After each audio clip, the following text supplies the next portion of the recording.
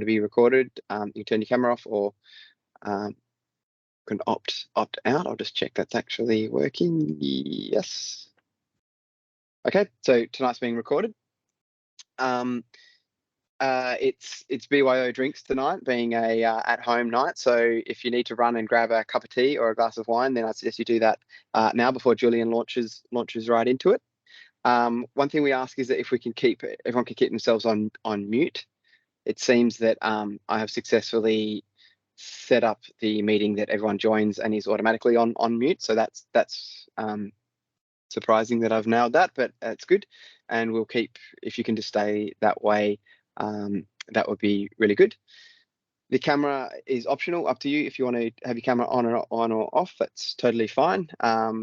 Julian is a university lecturer, so I'm sure last couple of years he's had a lot of lectures with students with their cameras off, pretending they're listening. So I'm sure he'll not even pretending most of the time. Okay, yeah.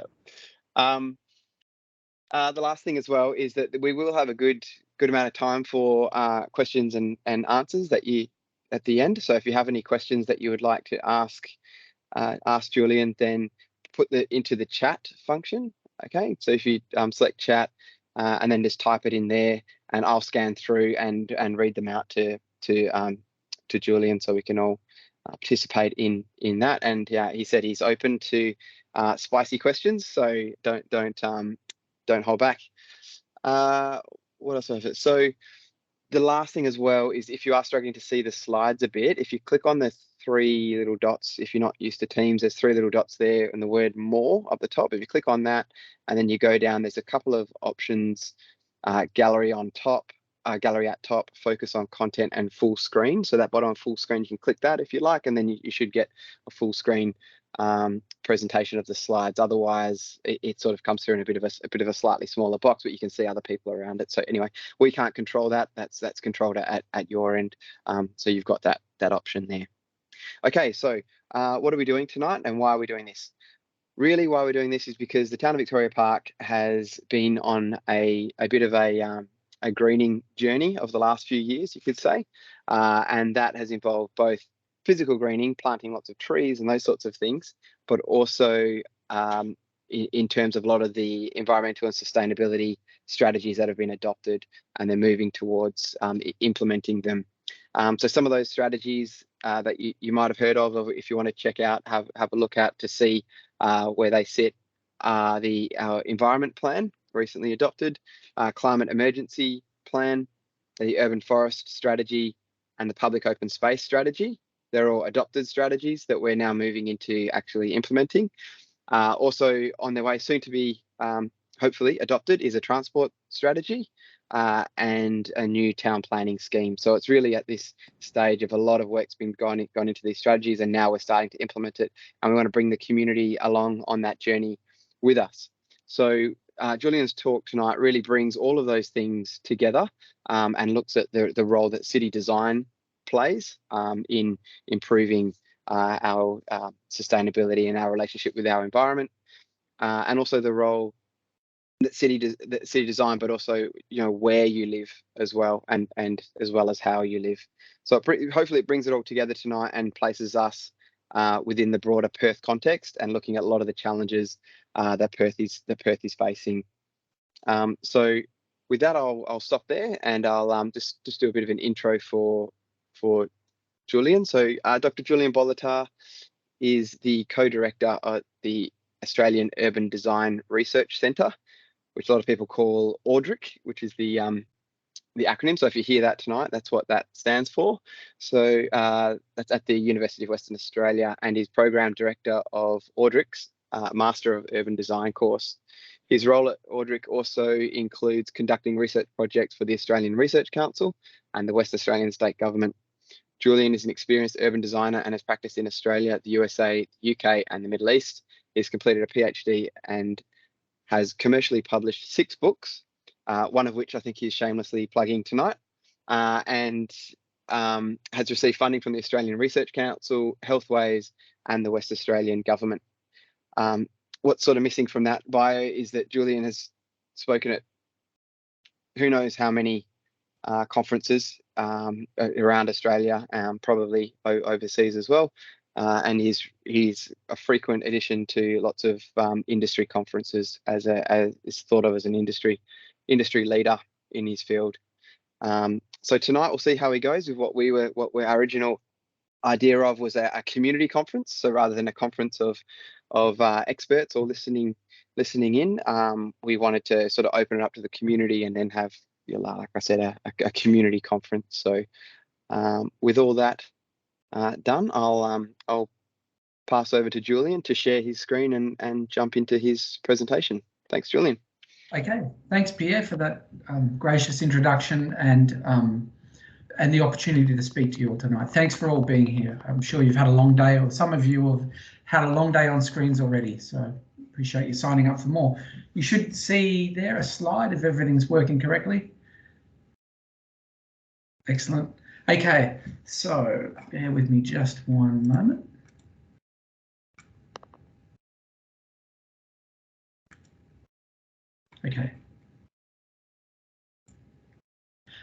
Okay, so this presentation I'll give today, I think we'll talk to a whole bunch of broader issues which Victoria Park is probably a microcosm of. And the presentation really argues that for too long, the prominence of Australian cities in global livability indices has tended to mask some, issues around climate change mitigation, which is how do we, not compound climate change, and also adaptation, which are often not being comprehensively addressed in planning at the broader scale. Obviously, it varies local government to local government, but specifically, our Australian cities are bedeviled by issues of biodiversity loss, extreme heat events and urban heat island effect, which is where urban areas get hot and stay hot, which has huge consequences for human health, so-called bushfires, and soaring greenhouse gas emissions. So there's a whole bunch of issues there which are, really wicked problems. But nonetheless, our society is one of city dwellers, and a great number of the benefits of the Australian way of life are provided to us by cities. But they remain at the points at which our effect on atmospheric, geologic, hydrologic, biospheric systems is most pronounced. And so it's where the problems are and where the solutions need to be found. So this presentation ventures a critical appraisal, I guess, of where Perth generally is at and where it's heading to. The presentation is in three parts. So zooming out a bit, in part one, we will look at, it's called fraying edges, and we'll look at how the Australian suburban dream on the urban fringe is being stretched to breaking point. We're doing a huge amount of suburban sprawl at the moment, irrigated in many cases by building booms precipitated by the pandemic. So there's real issues there. The problems of urban sprawl at that broader scale have been well known for a long time and a favourite topic of academics. But the dominant response to that is that we must build compact cities and we must do infill. In part two of the talk, however, I'll talk about the fact that infill development in the way it's being delivered, in many cases in Perth, is actually compounding issues and not leading to climate resilience and to the kind of the goals that compact city policies say we should be achieving.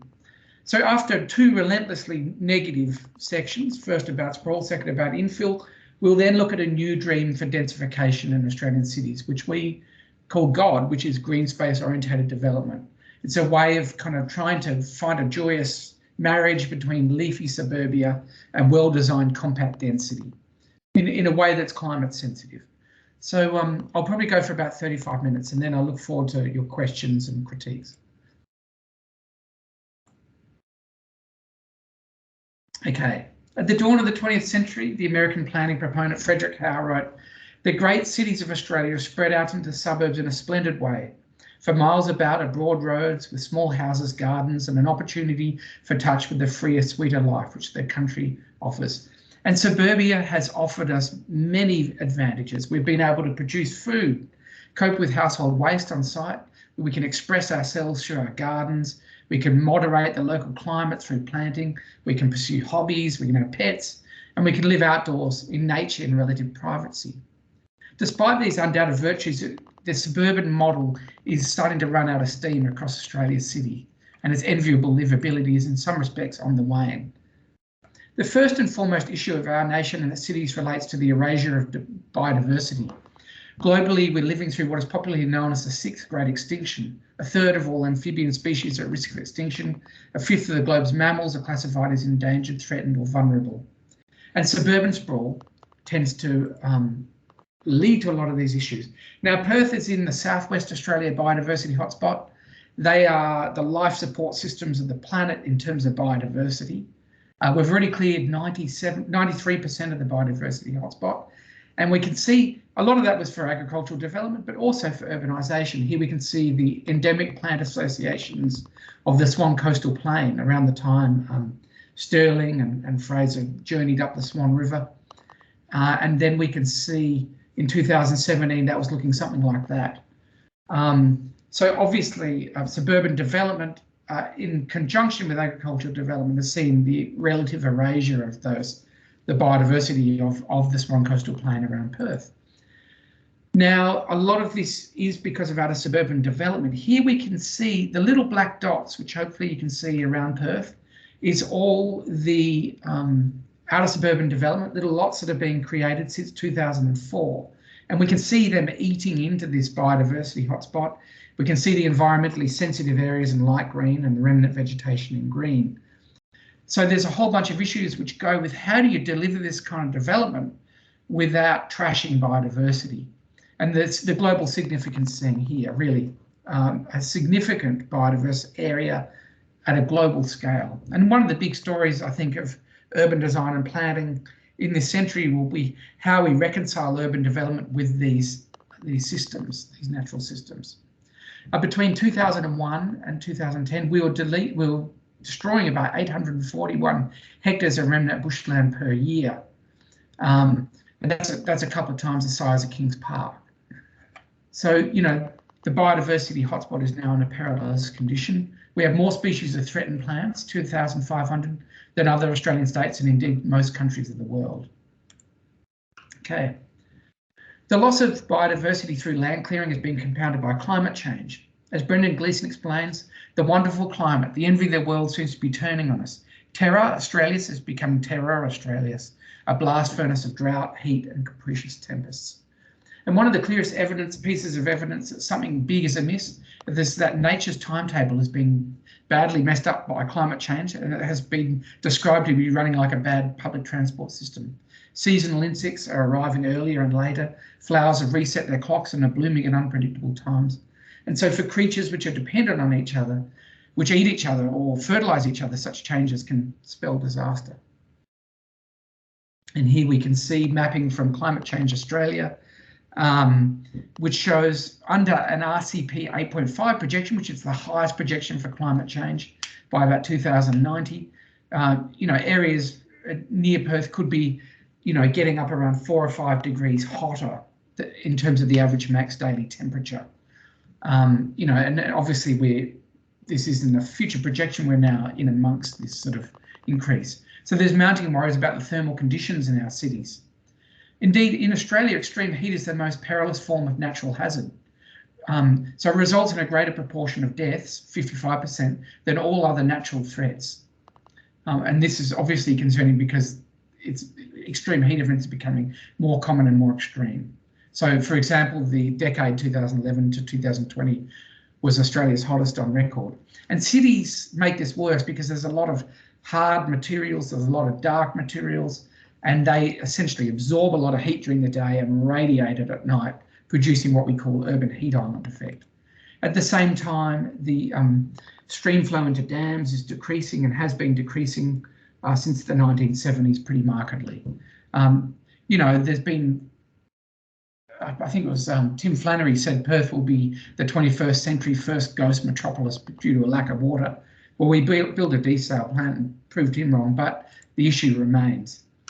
And we can see this when we look at local government areas which have no groundwater available or have exceeded their allocation here, marked in orange.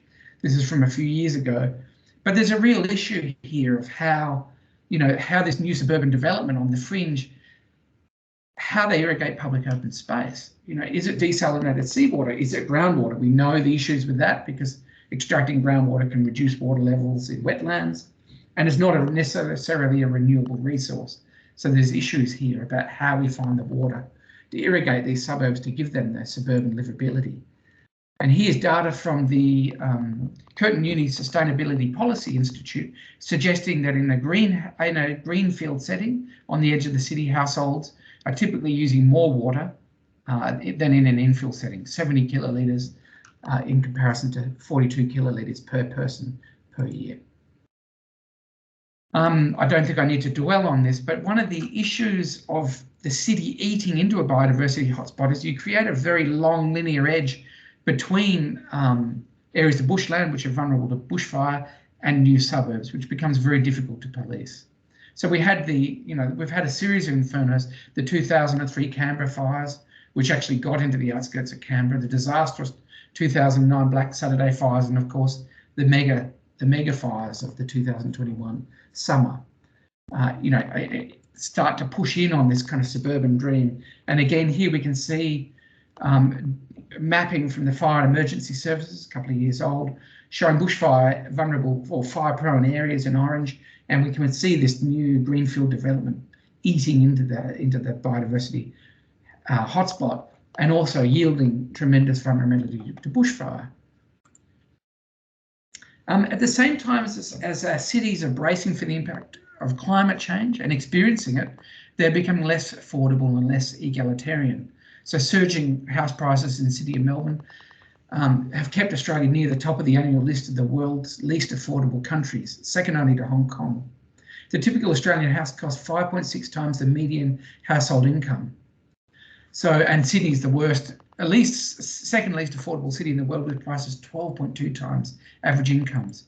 So we're seeing an urban divide forming in our cities. And we can see that here in terms of relative deprivation levels. Mapped onto Perth. This is some years old now, but you get a sense of stratification and concentration of deprivation between many fringe suburbs and some of the sort of Golden Triangle kind of suburbs. As Jean Frances Kelly from the Grattan Institute says, one result is a new urban divide, one that is changing Australia and challenging long-held ideals of fairness. There's a growing gap between people who live near the centre of our cities and those who live near the outer fringes.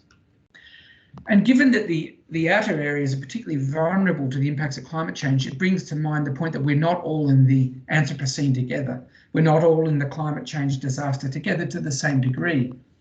As is often made the point, the poor and the dispossessed are far more in it than others. So there's an inequality there. At the same time that centrally located housing has become very unaffordable, providing transport options to the fringes have become also unaffordable, leading to a decline in livability. So there was about 10 years ago, there was a lot of quite alarmist rhetoric about peak oil. Well, it turned out to be alarmist, at least for the most recent decade, but there is, and we're seeing this with the fuel price surges at the moment, that there are real issues when there is very little public transport to the fringe about how you get around when petrol prices go up. We might all be zipping around in Teslas now, but according to my survey today, the cheapest Tesla you could get in Australia was $65,000. So the idea that particularly an outer suburban household who might have 2 or 3 cars are going to eco-modernise a whole fleet is not realistic at current prices. And obviously, this doesn't yet show the Metronet diagram, which helps to fill in some of these gaps between the radiating spokes of our transport system. But obviously, servicing a lot of these outer areas with public transport, has not proven easy. And certainly, hopefully, the Metronet diagram, which is a good one, will help to address that situation. But this map here, which you probably can't read, shows something concerning, which is essentially since 2012, public transit uses in Perth has dropped off considerably, particularly with the pandemic for obvious reasons. But how, I think particularly there's an ongoing question of how we embed the train stations of Metronet and existing train stations into a kind of mid-tier transport network, which feeds into those train stations, remains a bit of an unanswered kind of question in Perth. One effect of relative isolation, sometimes a lack of jobs, punishing mortgage repayments and some societal deprivation on the fringe, can be the development of chronic mental health issues. The Australian philosopher Glenn Albrecht coined the term nostalgia to mean a form of distress caused by environmental change, to describe the unhappiness of people whose landscapes have been transformed about them by forces beyond their control, such as climate change. He proposed this new term to describe this distinctive kind of homesickness. And certainly when we look at levels of psychological distress, we can see certainly there's, some city centre situations like in Fremantle comparatively high, but also we do find a somewhat a kind of a compounding of that in outer suburbs. So obviously there is, these other factors are being brought to bear on people's mental health and well-being. And obviously this is not limited to Perth. The World Health Organization has predicted that depression will be the second most devastating disease in the world by the mid-2020s. And certainly, some of our suburbs are harbingers in that respect.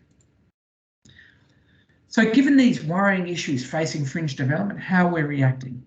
Typically, it's been through urban densification, hopefully in slightly better forms than what you're seeing here.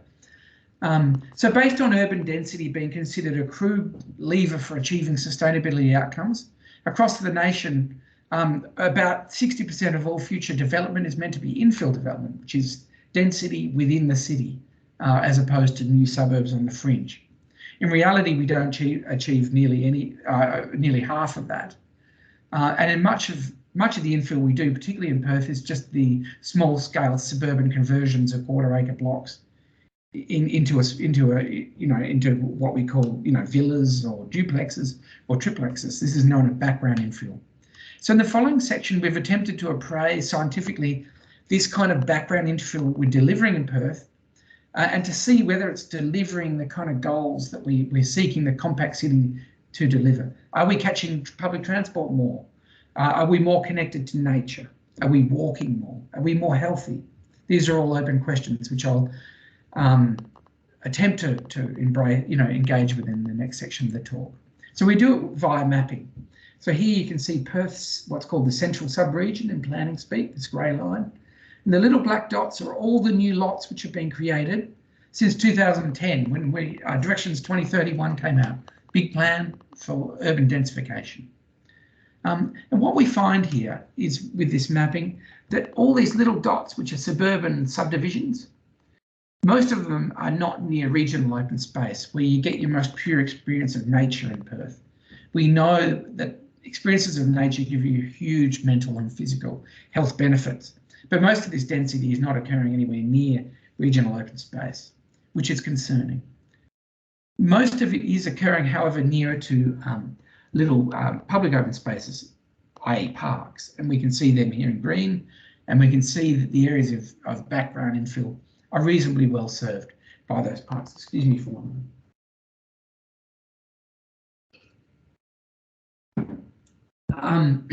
And this is important, particularly in terms of making our cities more comfortable in terms of microclimate. Parks can produce what's called a park cool island effect. So they help to cool the areas around them to some degree. The problem in Perth is, according to data from the now defunct Centre of Built Environment and Health, that our parks generally in Perth, and with lots of exceptions, but as a general characterisation, a lot of them have not been upgraded systematically to kind of provide the amenity that people living at a higher density might see. So when we look at the kind of ubiquitous parks in Perth's core, 22% have no trees, according to this data. Only 10% have significant wildlife function, and 74% of parks have a ubiquitous underlay of reticulated turf, poorly suited to Perth's dry climate. 54% have no walking paths. So, this is an example. We did some time-lapse photography of parks not far from where I live in Bayswater. And it shows a minimal engagement with the park some days. This is not always the case. But there's just a question here whether these parks could be performing more ecosystem services, which is the benefits nature provides people, but also being more multifunctional. And to provide, sort of communal backyards, for instance, for people who are living at a higher density and might not have much access to green space. There's been a lot of talk about urban forest canopy cover, And here we can see, again, background infill in black with urban forests overlaid. And really, it's been the suburbs which have really, I guess, shouldered the burden of infill development in Perth, which have the lowest urban canopy cover. I'm thinking places like Belmont, I'm thinking places like Bayswater. Whereas when you go into places like Dalkeith and Nedlands, which have been good at resisting density, urban forest canopy cover, is up around 40%. So it's a lot higher. And one of the reasons for this is 60% of trees are generally on private land. And most local governments don't have statutory protection of trees. So when you redevelop, the tree just gets knocked over. And we've seen that across Perth's middle ring suburbs. This is the kind of happy leafy green suburbia I grew up in. And this is what it's becoming. Now, there's a certain view which is that that urban canopy is it's the parsley on the pig. It's just the trimmings. But the problem is the urban forests are so important for yielding ecosystem services. They regulate the local climate, they sequester carbon, they purify water, they provide habitats to plants and animals, and they clean the air, and a whole host of physical health and mental health benefits, which I'll get into in time. And, when we look at these middle ring suburbs and we look at the amount of inactivity, we find that actually a lot of the suburbs where there has been quite a lot of density, physical inactivity is quite high, reflecting the fact that people are likely, often the streetscapes are not ones that really would excite you to get out and go for a walk, but also that public transport is not available. And when we look at a lot of this density in these inner northern suburbs, it's between these, in the kind of wide segment between these radiating spokes of heavy rail. Of course, they're much better served by buses, but our bus system tends to emphasise coverage at the cost of frequency and legibility of the service. So there might be a station nearby or a bus stop, but the likelihood that you'll bother waiting in the full sun in the middle of the summer for a bus is pretty low for most people, and it certainly is for me. And we can see that when we look at car dominance, the amount of people who drive to work is pretty high in some of these suburbs where there has been a lot of infill. So the idea that infill will lead to people catching public transport and getting out of the car is not necessarily happening. Now, of course, this form of infill is not really what the state government are promoting as their flagships for infill development. These pimples are activity centres. Perth has a host of activity centres where density is meant to be happening. It's just proven a real challenge. It's not easy to corral development within a dashed line. And typically it's just, it's dispersing in this more ad hoc kind of manner. So this policy has been a struggle, even though the ambition in it, I think, is bang on. So, like a little field survey, I guess, of some of the forms of density in the middle ring suburbs. The view from my roof. Ned Kelly, that's all about the slot, you get it. So the problem with a lot of this is we're losing the leafy greenness of suburbia in middle ring suburbs, but we're not getting the benefits of density, which, the urban conditions which incubate urban life, and the cafes and the restaurants and the bars and the street life and the buzz and hum and the ambience. And the problem is, in many cases, what we're delivering is something which is stranded between those two poles in the middle, and to some ways of thinking is the worst of all worlds. As a result of some of these issues around Australia, about 13% of people support infill development in their neighbourhood, according to the Grattan Institute. And I think that, it's been described there as a public sullenness in relation to infill development. Education campaigns have had some effect, and people are generally aware of the issues of sprawl, but that doesn't necessarily mean they're going to sign up for density in their neighbourhood. The British sociologist Peter Maris argued that people cannot reconcile themselves to the loss of familiar attachment in terms of some impersonal utilitarian calculation of the common good, such as avoiding sprawl. While people might recognise that sprawl has its issues, that is not necessarily going to cause them to want to trade that off against their own well-being and their own personal environment. Because people's identity and their well-being is tied to the unique character and of their neighbourhood and their access to nature that their suburb and their lot and their street provides. So there's there's good reasons that communities are often resisting infill. People call them NIMBYs, not in my backyards. Another term is bananas, which is build absolutely nothing anywhere near anything, which certainly is, you know, pretty accurate in some suburbs. I'm going to do a little bit of shameless promotion here. We're running a survey at the moment, which is called the Density My Way survey. And basically, it's asking people in their neighbourhood, not so much do you support density or not, that question is being done to death, but in what forms could you consider supporting it, and what would the triggers be that would either cause you to oppose it or support it. This is just a little excerpt from the survey, but it asks people, you know, would you prefer density around the train station here in Silver and keeping most of the suburb as it is? You know, do you like the idea of colonising these main roads and turning them into urban corridors, bustling with life and cafes and things?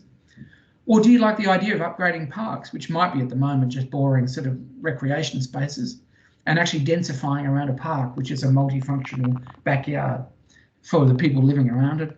Or do you just like this sort of this gradual disembowelment of the suburbs where you densify in suburban backyards? You kind of disperse it in a way that it's not too noticeable, and it's all one or two story. And as long as you don't peer beyond the front fence too much, nothing much appears to have changed. But we know there's some issues with that.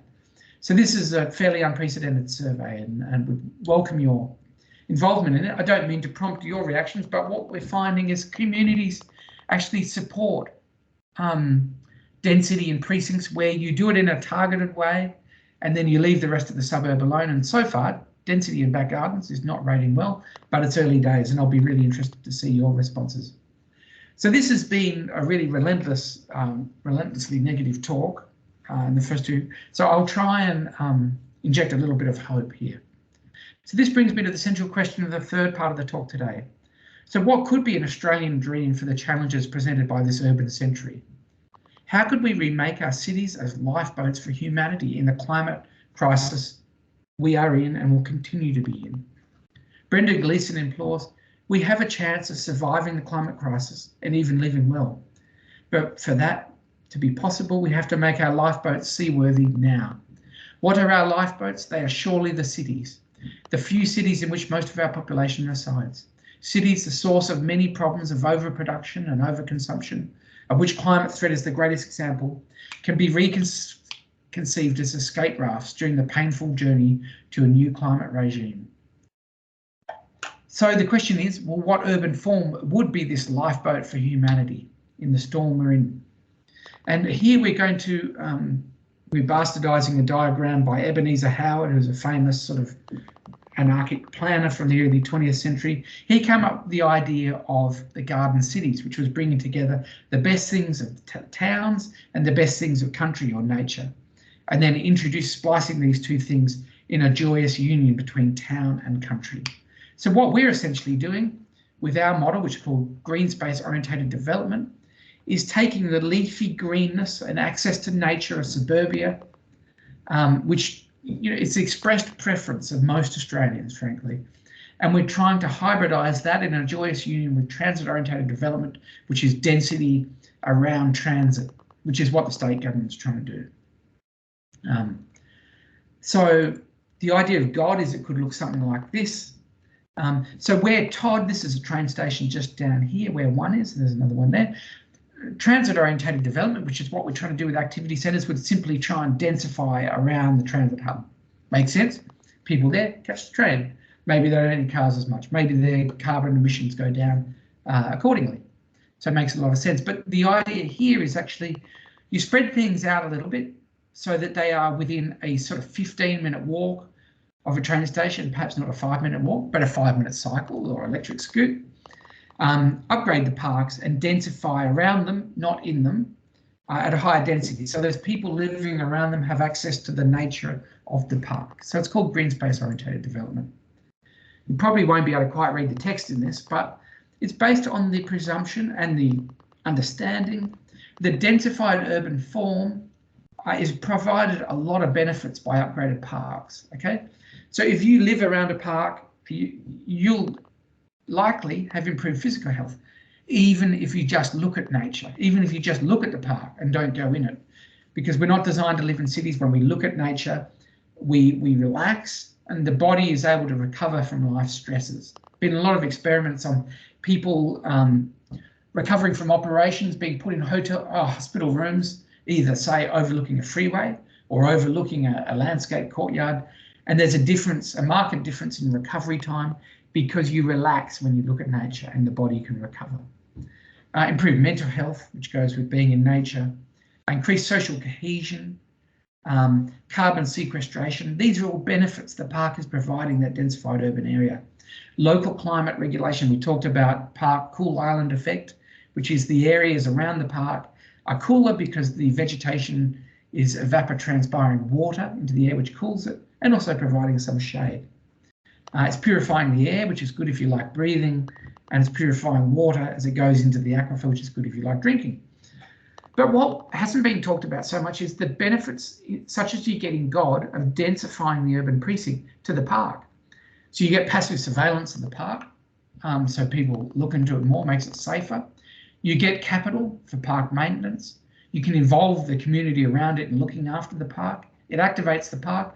And if we get organised, things like nutrients can be used for communal composting in the park, and also even greywater systems redirected towards park irrigation.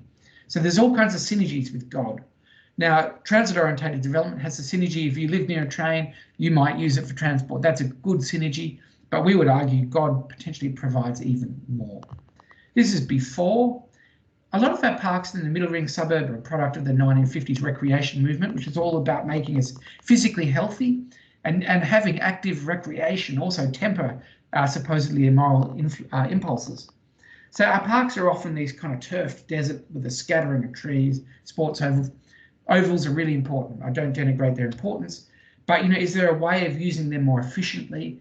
Is there a way of delivering a form of God where you have multifunctional oval spaces, but then a whole series of different uses that the park can provide, different people living around it to use at different times in different ways. So much more multifunctional, more urban wetlands, more walking paths, heaps more tree canopy coverage, which would spin off into the streets. And the idea here, you might not be able to see it carefully, but it's just this idea of a 15-minute walk from train stations, which are that little black dot, upgrading these parks, make them more multifunctional, make them better for biodiversity and better for humans, and also much more resilient to a changing climate. Perhaps a little unfair, but I have to say this looks fairly familiar in Perth and then after. And the thing about the density is you don't necessarily really notice it too much in the end, because the trees reduce not the density, but the perceived density, which has been shown to be decreased when you plant trees around apartment buildings. Here's a detail of this, what we call the loose fit space. So you would actually work with the community to find out what are the functions they're really looking for. Is it artist studios? Is it beach volleyball? Is it trampolines? Is it a skate park? Is it an area to exercise dogs? Is it a community garden? All of these functions can be rotated through this kind of multifunctional space. And then you need to stitch it all together. So the idea here that this is the train station, that you create a filigree network of upgraded streets, which are really well shaded and which are not car dominated, which allow people to get from the densified precincts around the parks back to the train stations. So rather than the train stations kind of dropping you in a car park, which is often the case now, here it plugs you into a second level network, which is totally viable for both biodiversity and bikes and e-bikes and scooters and e-scooters and all of those things to zip along. So they become a network of sort of linear parks. Okay, so look, by way of conclusion, we've looked at the problems of sprawl, which are many and real. We've looked at the issues of infill, which is meaning to sort of be dealing with so many of the issues we're facing with sprawl, but we find that actually the way we're delivering it in many cases is compounding issues around climate resilience, and the pandemic, hasn't helped. The Spanish flu irrigated waves of suburban expansion in Australia in the early 20th century, such as we can see pictured here. Our cities are some of the most spread in the world. We tend to see that as a unique Australian kind of issue. It's not. Around the world, the UN has indicated that between 2000 and 2015, in almost all regions of the world, the expansion of urbanised land outpaced the growth of urban populations. So that means cities are now sprawling faster than they are actually growing in population. And the pandemic has certainly, and a lot of the stimulus programs around Australian cities and greenfield development and suburban development have irrigated further waves of suburban sprawl. So it's incumbent upon us to find creative ways of delivering density better. So the Green Space Oriented Development is the book I've written with Christina Ramalho, an urban ecologist from UWA. Was all about how we can reconcile the leafy greenness of suburbia with the density of cities. So thanks for listening. I really appreciate the opportunity. I appreciate you guys kind of hanging in there. I really would, more than looking at the book, I'd love it if you could do our survey. It's called Density My Way. And I really stand ready both now and in the survey to be told what I said about density is wrong and why. And we're really interested in those opinions.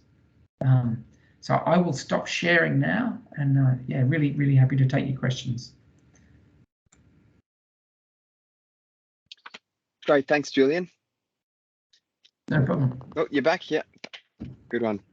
Thanks for that. Okay, so we'll just open up now for anyone to either write a question in the chat function, or if you're more comfortable, you'd like to ask it on the screen, then you can use the hand function, which is under the reactions up the top. There's a little raise hand if you'd like to ask it straight to Julian. He's already approved that that's okay. All right, so we'll go to the first person with their hand up, which is Miller. Hi, Miller. I'll unmute you. Oh, I can't. Oh, here I am. Yep. Sorry, You're on. Yep. cooking dinner. Yep. Well, first of all, thank you for the amazing talk. I'm a healthcare worker, so a lot of these terms just went right over my head. I'm sorry. But I'm really, yeah, I loved that you included the psychological impacts, especially on children. I work at the Children's Hospital in neurology, and we find that, yeah, the beds are all facing outwards towards Kings Park, and there's a very good reason for that. And we also use green colours. All the doctors that I work with had input in colours, and yeah, we used some of the research you mentioned. I guess my question is, a lot of people my age now, in their mid-30s, are struggling to afford a home. So my partner and I were sort of thinking about the sort of apartment living, and a place that came to mind is probably on your drive to work, which is the Old Perth Children's Hospital site. Yes. Yeah, and so, how do you view those kinds of sites where where people that are normally councils are like City of Subiaco and like really wealthy areas have sort of like pushed density back for so many years. How do you see those areas kind of expanding in the future and acting on their density requirements, but also keeping the green spaces like really, importantly active? Thank you. Yeah, that's a really good question, Miller. And part of the problem is when you can't assemble enough land, because the land ownership in the city is so fragmented. And in the suburbs, even trying to get two neighbours together to develop their lots together is next to impossible. So you end up working with these tiny fragments and you can't do anything much. And when you do try and do something, it typically annoys everyone around you because you don't have room to move. So I'm a big supporter of where we do have sites where there is a bit of room to move. And I guess the old PMH site is one of those where we got a consolidated land holding that you really try and go for it. And what we don't want to do is undercook it, where you come back in a few years and go, geez, we really should have gone a bit harder there, So where there is amenity and where there is parkland and where there's access to transport, my personal feeling is you should go pretty hard. So you don't get stranded in this middle ground. And unfortunately, that's been the fate of so many, middle ring suburbs, where they're not really urban and they're not really suburban now, and they're uncomfortably in the middle. So look, I think where you have amenity, my answer would be really go for it. But of course, in appropriate forms.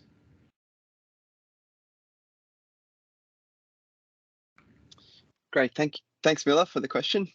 We'll go now to Councillor Peter Devereux. Thanks, Pierre. I would like to defer to Catherine B, because it's so wonderful to see a young person on the screen. So maybe give Catherine the starting. Thanks. No problem. Good one, Catherine.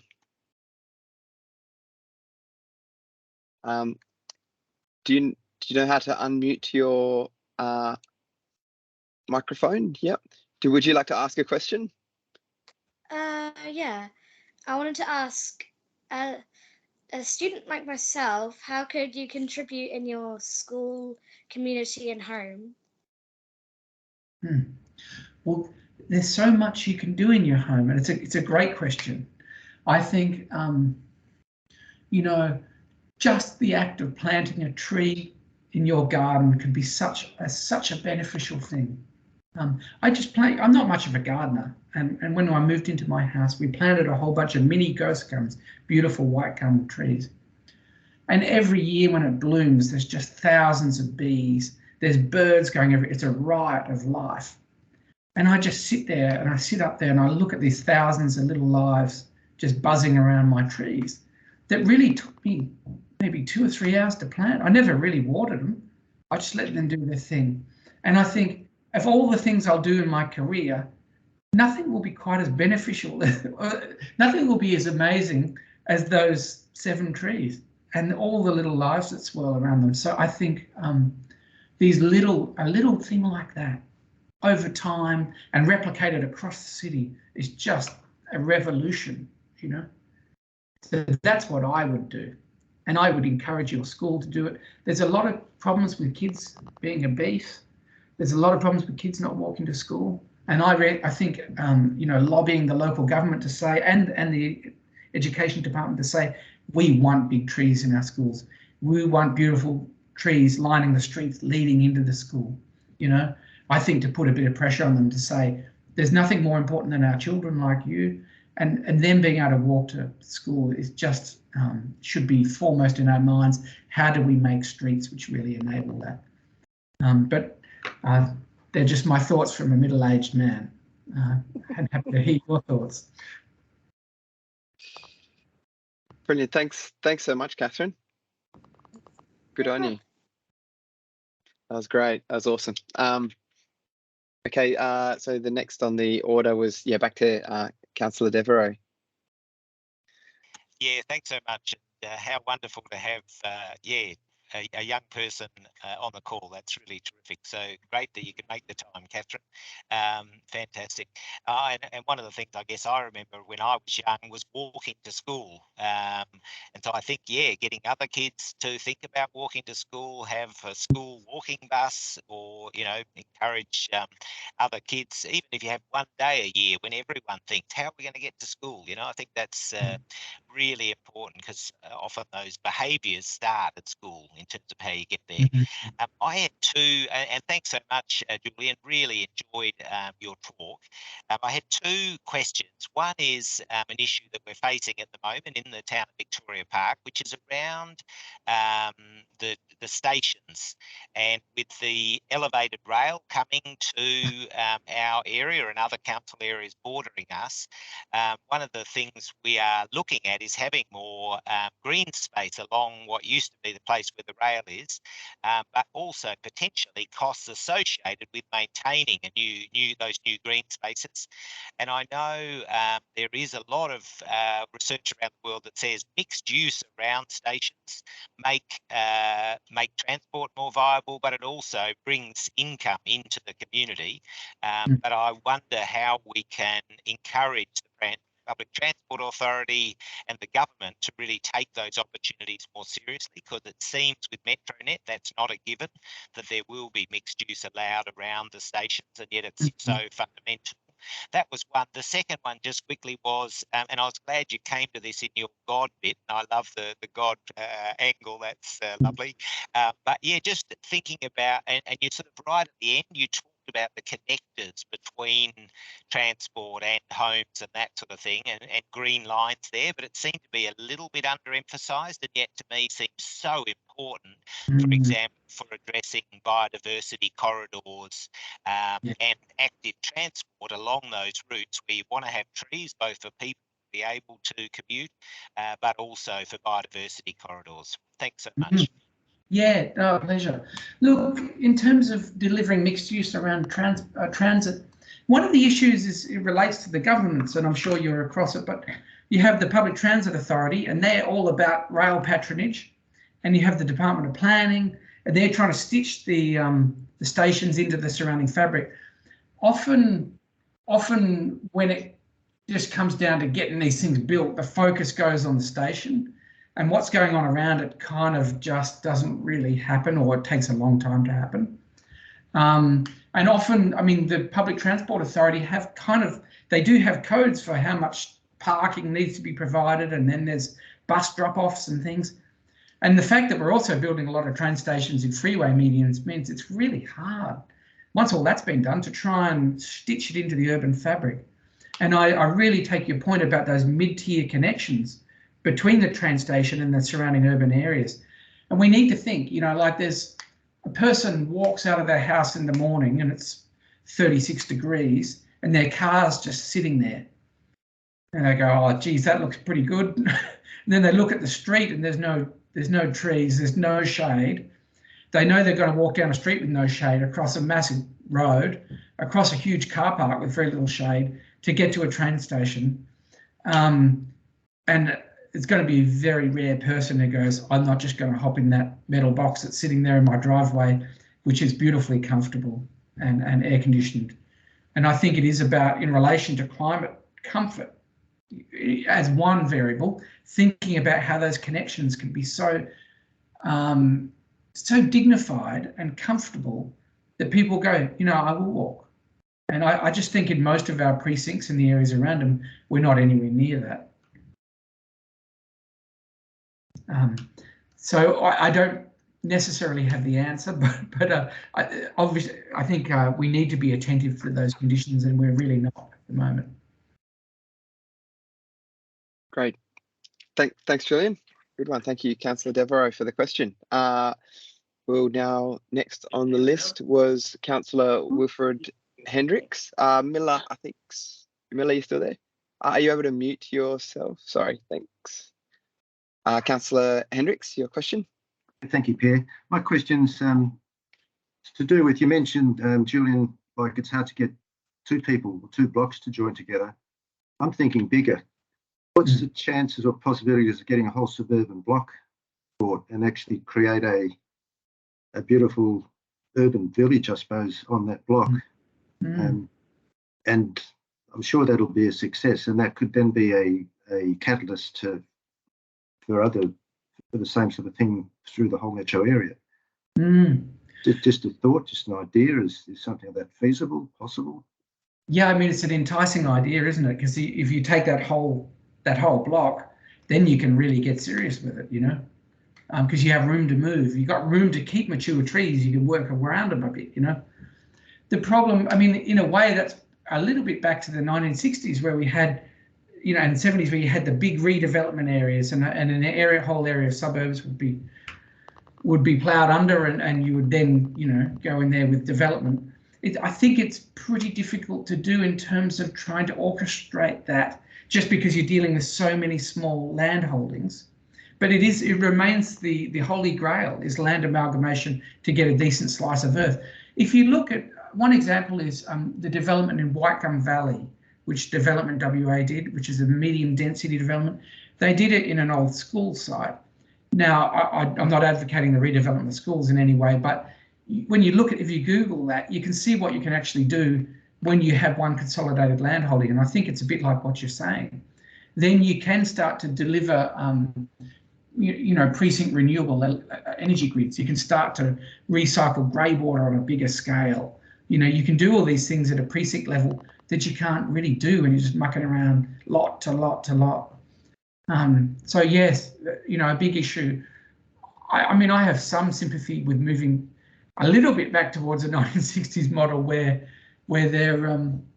I guess there is more power to orchestrate redevelopment areas. But of course, if it was applied to my house, you'd see a whole different side of my thinking. Just a thought. Okay, thanks, Julian. Thanks, Councillor Hendricks. Okay, next on the list, I'm gonna dive in and just give this a go here. Is it Wilderlies?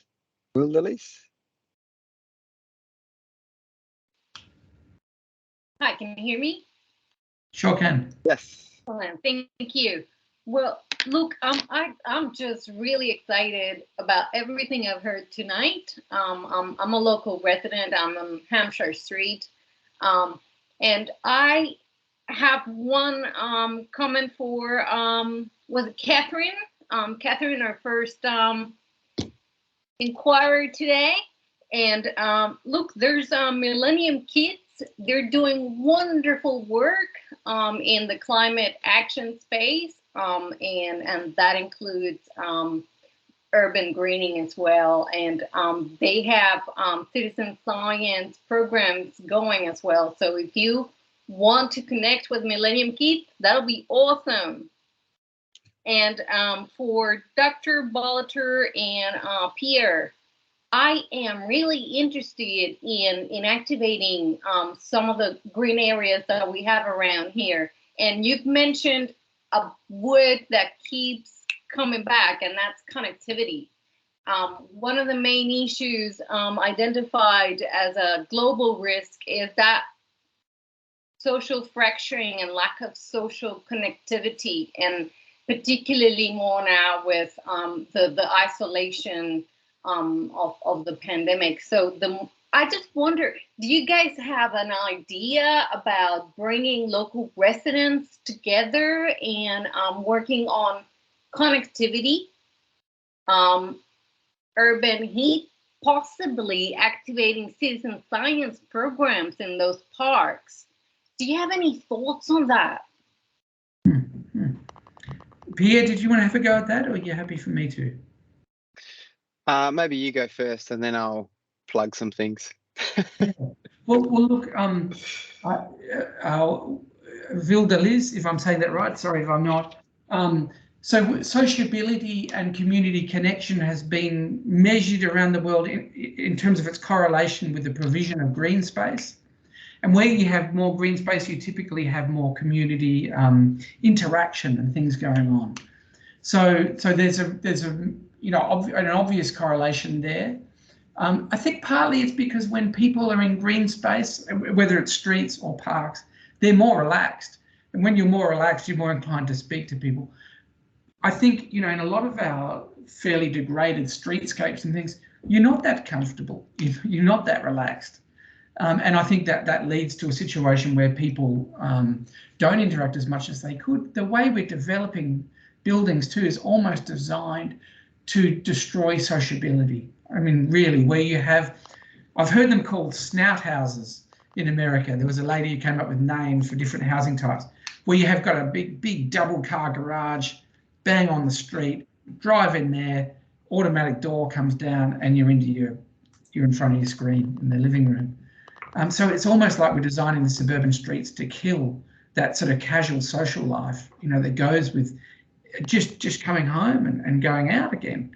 And I think we really should be reconsidering our cities in terms of sociability. You're right, the pandemic has seen people isolate, and I think we need to entice them out back into public spaces, parks and streets in which there's a dignity and there's a comfort and there's an access to nature. And also a multifunctionality. Like if I think, I live in Bayswater, the local park near me, if I got a book and I walked the 400 metres to the park in a blazing hot sun and sat under one of the few trees and read a book, I would be considered suspicious at best. strange, maybe, no, strange at best, suspicious at worst, you know. And that just shows how, you know, I'm a middle-aged white man. Like, I'm meant to own this whole city, right? But I don't feel comfortable even doing that. And I think if I don't feel comfortable, there must be many others who are not. So how do we make those parks something where you could do that and feel comfortable? And I just think it's about multifunctionality. We should do needs-based assessments of the people living around parks to go, actually, not what do we have, but what do we want? You know, like, you know, is there a possibility of balancing active recreation, which is essentially kicking and hitting balls around, with other forms of connecting with nature and socializing and other forms of use? So that's a roundabout question, a roundabout answer to your question. But I think the way we design cities won't make people socialize. It won't necessarily make people less lonely, but it'll certainly help, and it could catalyze, I think, a lot of these interactions which we're losing through bad design. Yeah, so I might jump in to sort of say, does everyone remember the deep lockdowns that we had, and we were given 30 minutes of, you know, outdoor time, and that was probably one time when it wasn't weird to be reading in a park because everyone sort of clustered there and joined it. And I feel like perhaps you know, I'm prone to being an optimist, but perhaps the value of parks has been felt in the last couple of years a bit more, and of not as parks but green open space. So I'm optimistic of the increased social life of those spaces, and we can keep designing them that way. Everything that Julian said, those time-lapse photos of that empty all just lawn sort of park, you know, is not going to attract anyone. So I might just say as well a few things that we've been trying with the urban forest strategy as we roll that out. One of the things is we've been creating micro parks at the front of sump land. And what we've done is, for those particular ones, we've only invited the people on the street, hasn't been a whole town invite, to come down and to actually do the planting stage of that. Often it's really planting it out.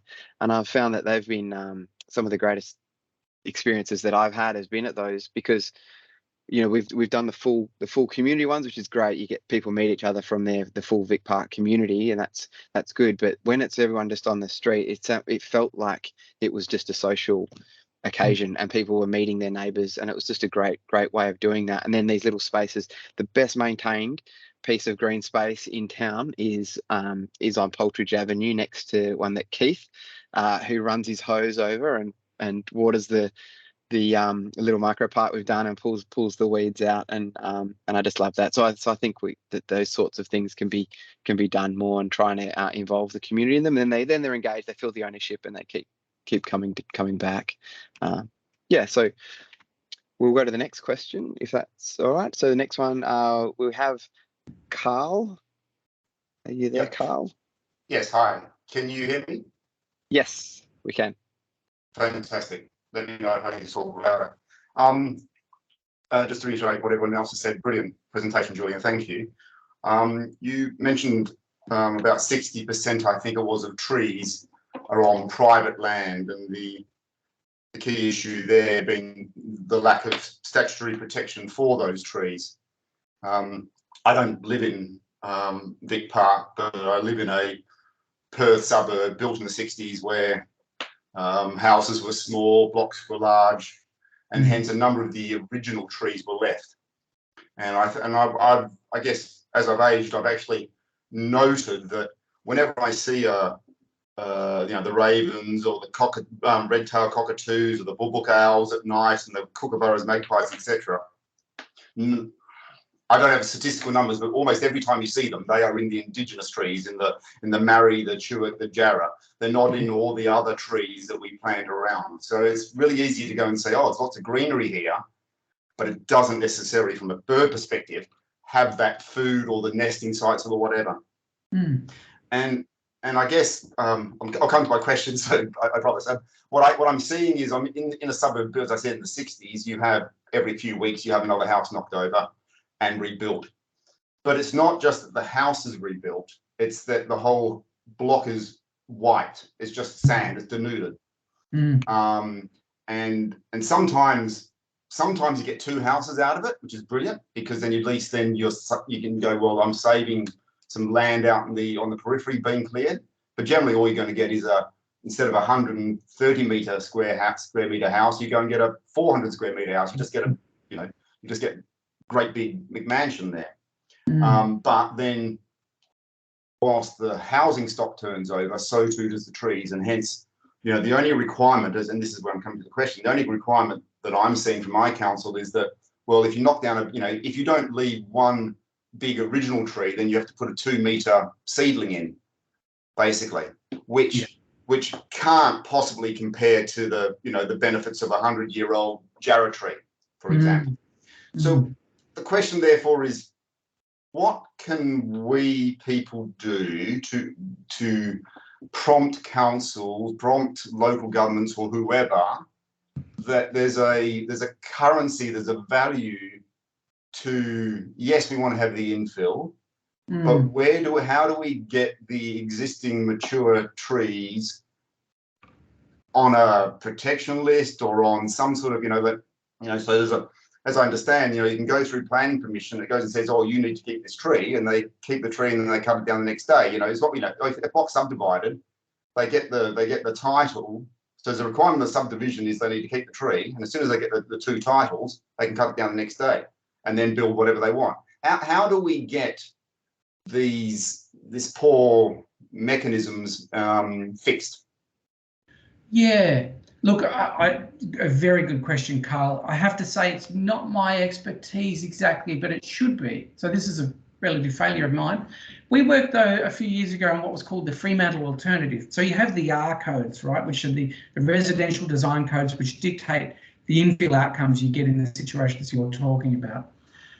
We got up an amendment to that in Fremantle and on the edge of Fremantle, which had things like a maximum site cover. So you could only build a fairly small building and you had to leave quite a lot of area of deep soil. There was mandated deep soil areas. So even if a tree was knocked down, you could definitely plant a decent one there.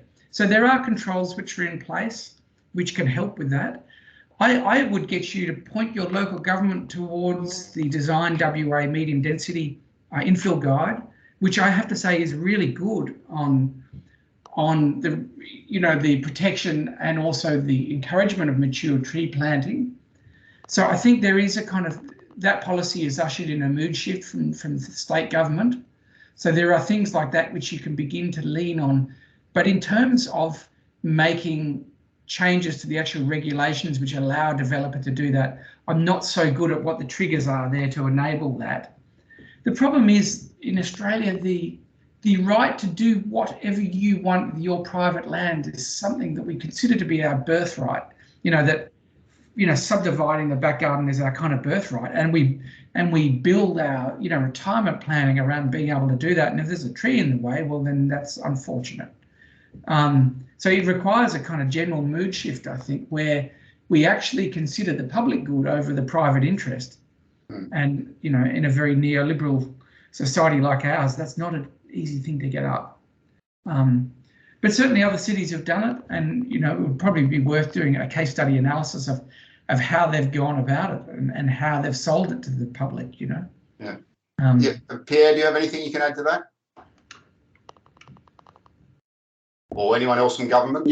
Yeah, I can. We have been, I guess, digging around trying to figure this out as well, because there has been desire from the community, like yourself, expressed to us, and also from our councillors, and we have hit a few walls legally. It seems like there's sort of a bit of a requirement for some state level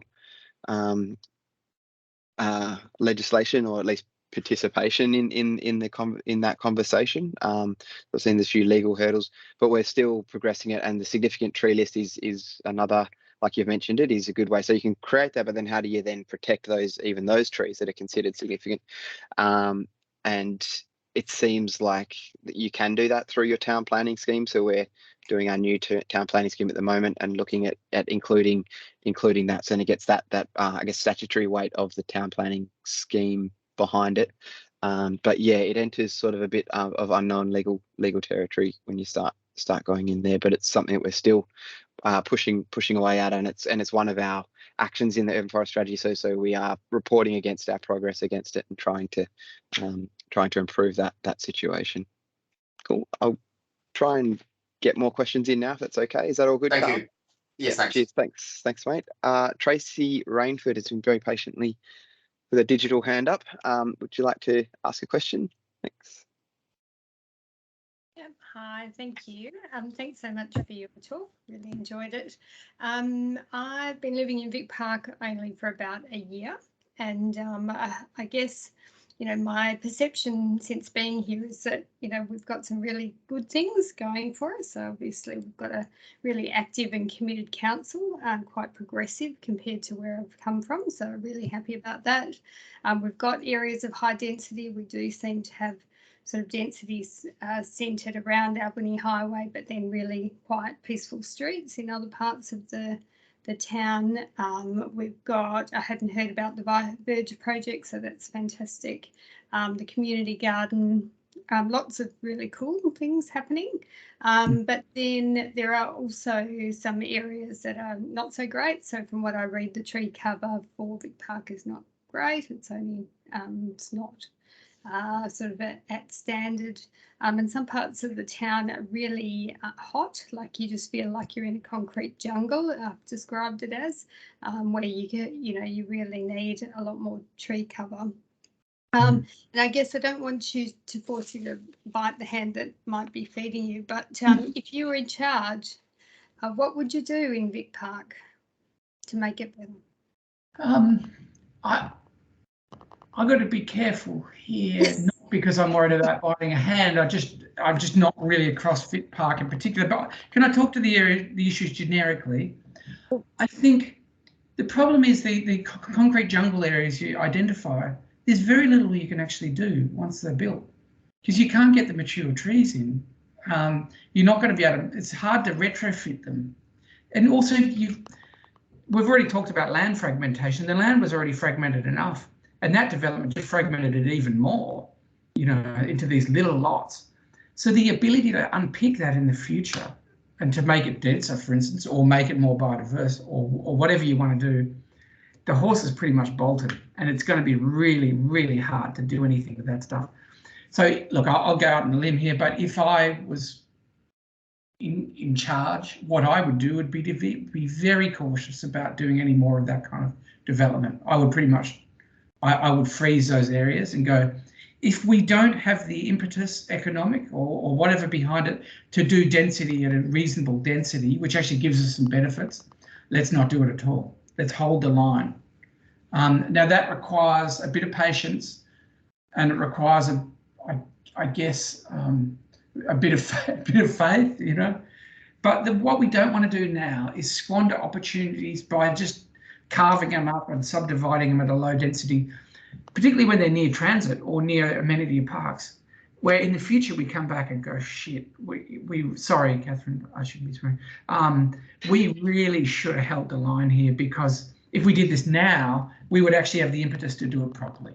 And unfortunately, we squandered it. We just squandered these opportunities. So my answer to your question would almost be, it's more about what you don't do even than what you do at the moment, you know, because conditions will get to a point where we will be able to support decent apartment development. If we can't do it now, let's wait. You know, now Perth is coming out of its long real estate slumber, so those conditions might be upon us pretty soon. But obviously the pandemic is also working against density to some degree. So, you know, it's tricky, but I guess in one sentence, hold the line would be my answer on background infill. Great, thank you so much. Brilliant, thanks, Tracy. I was hoping it would get drawn back to Vic Park, so thanks for that. We have a question that's been sent in just on the chat. So the question is, how can we get developers to build better form and carbon neutral buildings, adaptable form? in? Yeah, look, what a great question. I think part of the problem we have at the moment is the development model for density. I mean, I'm talking apartments here, not background infill. There's a lot of costs which go with density, and it's not easy. You know, when you go to a developer and go, would you want to deal with this apartment development where you're dealing with the possible resistance of community, you're dealing with unionised labour, you're dealing with the complexities of multi-storey buildings.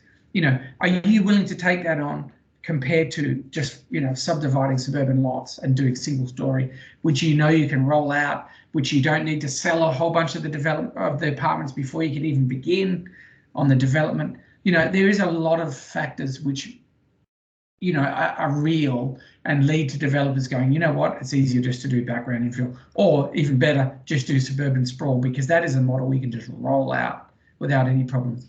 So to ask them to do more is difficult, you know, in terms of being carbon neutral and adaptable, but that is what we have to do. And I think, you know, there's a role for government, for Development WA to lead the way and to show, you know, how we can build buildings in an innovative way. I think of developments like Lights for You in Adelaide, where they're doing 3-storey timber built apartments, where even the lift core is done in timber, you know. And a lot of the problems with density is, I think people fear it because they haven't experienced good examples of what it can be. So we need, you know, in this, I would suggest, and if you don't already have it, in a typical local government area, you need a couple of really good examples of density, which is carbon neutral. Perhaps it's timber, which is great, obviously, for sequestering carbon. Adaptable buildings, by building lightweight like that, you are actually more adaptable than traditional masonry construction. And I think what we need to do is go in, the local government with Development WA, and actually deliver a couple of pilot projects which are really good and which actually are kind of tailored to the local community in some way, you know. And then you open them up and get people, they can walk in it, they can touch it, they can feel it, they can experience the spaces, and they go, yes, I could live in this. Because I think people are at a point now, there's so many architectural renders floating around out there that people don't trust them anymore. And they've seen good looking apartment buildings on the billboard turn into things which are pretty hard work in reality. So I think, you know, a couple of pilot projects which could really turn things around. And it also proves to the development industry that by de-risking it, by getting government involved to help deliver them, they realise actually we can do this stuff. You know, it's not too complicated. We can find the labour, you know, the skilled labour required to build it. And I think pilot projects would be my simple answer to what is a very complex question around development feasibility. Great, thanks, Julian. We have another one on the chat from Wendy Morris. Says, thank you so much, Julian, for your inspiring talk. I live in the hills and I worry about the urban sprawl in Kalamunda and Lesmurdy area. Huge houses on small blocks with plastic lawns and palm trees.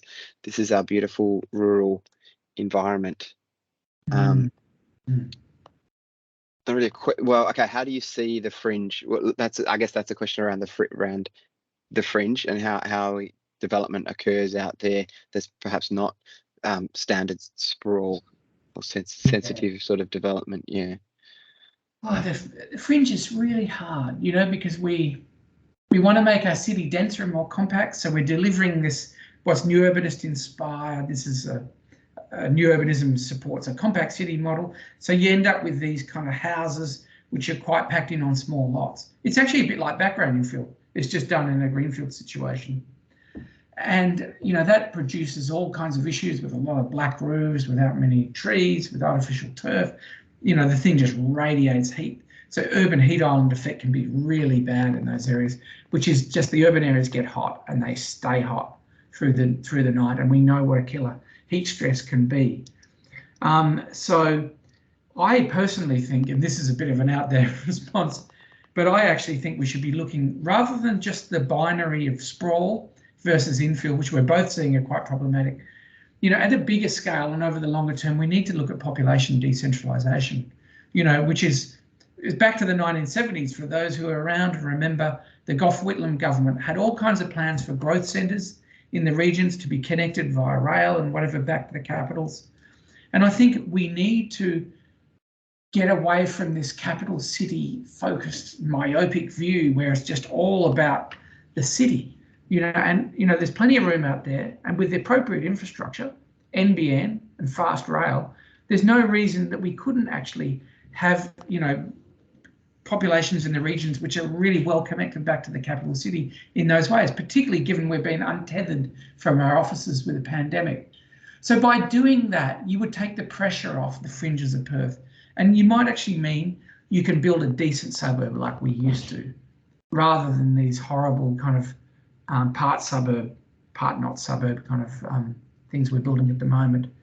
And I'm not surprised there's kickback in the hills, because they've seen what's happened to the flat earthers, and they, in many cases, I think they don't like it. And it's hard not to sympathise with that for you. Great, thanks, Julian. Okay, we're probably getting close to the end, but I might try one more question. I guess, do you see, Julian, the role of Vic Park in the broader Perth challenge? Where do you see Vic Park in that? I see it as a local government, which I should say I don't know well. But you guys, I mean, like, in terms of good bones, you guys have got everything, right? You've got heavy rail. You've got an urban corridor, which is not necessarily an arterial road. I know there's a lot of cars on Albany Highway, but you've got Shepparton Road or whatever, taking the pressure off that. So you've got opportunities for a good corridor. You have obviously an engaged community. You have, great, it's very multicultural. So in terms of landscape, you've got the river, you've got beautiful parks and natural systems to graft onto. You have great bones in terms of transport and opportunities for density, and you've got an engaged, informed community. So I reckon, if indeed it's not already, Victoria Park should be leading the way with this kind of stuff. And I would say, if you can't do it there, where can you do it? And obviously, and hearing the work that you guys have been doing, it sounds really inspiring. And I think a lot of the issues I've raised today are not new, to the planners at Victoria Park, I'm sure. So there's awareness of the issues, and I think, I have high hopes for Victoria Park leading the way. And again, if you can't do it there, where can you do it? Brilliant. Okay, that's a really great way to end the night. So we'll wrap it up there on that inspiring note that Vic Park is going to lead the way. And I might just add to that there was quite a lot of surveys done, and it's repeatedly been the message back from the community around density in Victoria Park. And the community is focused on the Burswood Peninsula, which has train station and great green amenity, big parklands, and a lot of use along Albany Highway that was already mentioned in that sort of urban village type style, and then the public transport nodes with Metronet as our other big opportunity to sort of cluster around there. So I feel like with that kind of message from our community, we're I guess aligned to a lot of what you've mentioned there in your talk today, and hopefully we can lead the way around doing density right. Right. Good one. And just by the way, in terms of doing density right, Density My Way, the survey, please do it. And we will take it to the WAPC and Department of Planning and everything. So your thoughts will be aired, and I'll stop promoting it now. The link is on the chat for anyone who wants to just click it and just do it straight away while you're all in the mode. And if not, we'll be promoting it on our town channels as part of the wrap up for this event. Okay, thanks everyone. Thanks Julian for coming to Vic Park Pleasure. and paying us a visit, and thanks everyone for getting involved tonight. It was really great. I loved it, and I hope you all did too. Thanks. Cheers everyone. Cheers. Cheers. Thanks. Have a great evening.